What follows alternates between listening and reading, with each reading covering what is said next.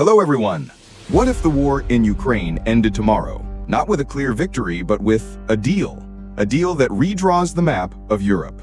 A planned summit in Alaska between US President Donald Trump and Russian President Vladimir Putin could be one of the most pivotal moments of the 21st century.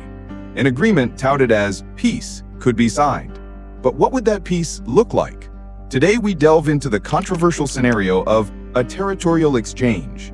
What would such a deal entail? What are the almost unimaginable tasks of rebuilding a war-torn nation? And a critical question remains: what would happen to the Ukrainian government that has led such a staunch resistance? At the heart of the Alaska talks is a simple yet seismic idea, floated by President Trump: a territory swap. In essence, it's a gamble. Ukraine cedes land in exchange for an end to the bloodshed. So what would such a deal look like in practice?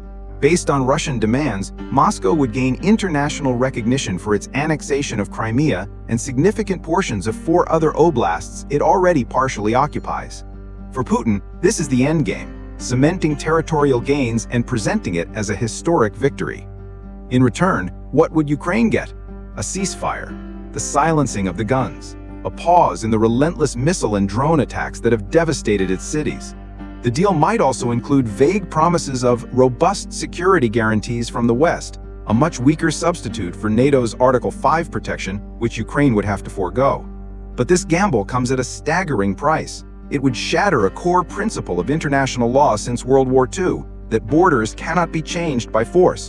For Ukraine's European allies, this is a nightmare, a Faustian bargain that could embolden further aggression in the future. And for Ukraine itself, President Zelensky has repeatedly stated that surrendering territory is unconstitutional and a betrayal of his people. Any deal signed in Alaska without Kyiv's involvement would be dead on arrival. Even if a deal were signed, analysts warn that Putin might simply use the ceasefire as a strategic opportunity to rearm, regroup, and prepare for another offensive down the line. Peace could just be a temporary lull in a prolonged conflict. But let's imagine for a moment that this fragile peace holds. What happens next? For Ukraine, it's a challenge of an almost unimaginable scale: rebuilding a nation from the ashes. The numbers are staggering. According to a joint assessment by the World Bank, the United Nations, and the European Commission, the total cost of reconstruction and recovery is estimated at $524 billion over the next decade. That's nearly 3 times Ukraine's projected economic output for 2024. The damage is immense. 1 in every 10 homes in Ukraine has been damaged or destroyed. The hardest hit sectors are housing, transport, energy, and industry. The cost of clearing the debris alone amounts to nearly $13 billion. So what are the hurdles Ukraine would face? First, and most obviously, is the money. $524 billion is a colossal sum. International support is therefore critical. The European Union has pledged 50 billion euros through its Ukraine facility. G7 nations have agreed to provide $50 billion in loans, financed by the profits from frozen Russian assets. But even with this support, there remains a huge funding gap.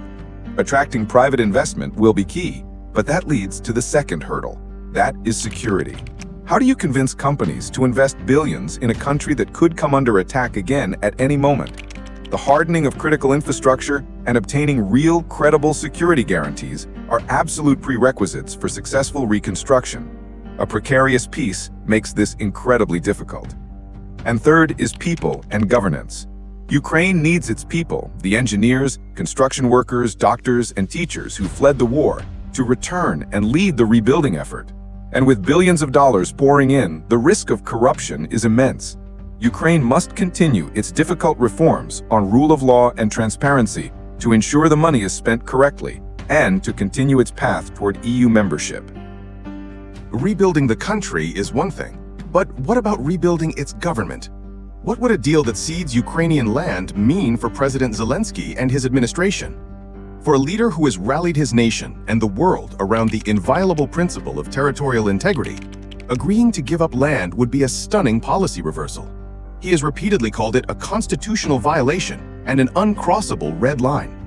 Such a deal would almost certainly be seen by many Ukrainians as a capitulation, a betrayal of the immense sacrifices made on the battlefield. It could trigger massive political instability, widespread protests, and a crisis of legitimacy for the government. This puts the Ukrainian administration in an impossible position. Do they accept an unpopular peace to stop the daily death and destruction? Or do they fight on, potentially with dwindling support from key allies? It is difficult to see how the current government, built on a platform of total resistance, could politically survive such a compromise. It could lead to early elections, the rise of more hardline nationalist factions, or a period of intense political turmoil. The leader who was a wartime hero risks becoming the leader who signed away Ukrainian land.